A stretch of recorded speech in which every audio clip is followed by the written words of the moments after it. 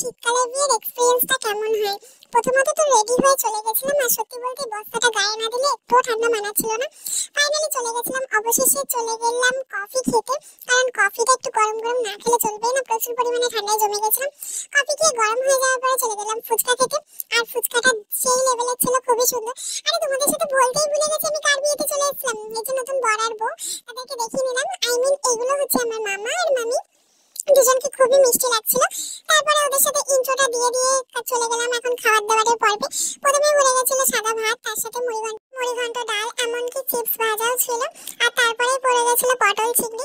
সেগুলো দিয়ে যথারীতি খাওয়া দাওয়া করার পরে চলে এসেছিল কাতলা কালিয়া, তারপরে চিকেন। অবশেষে দেখো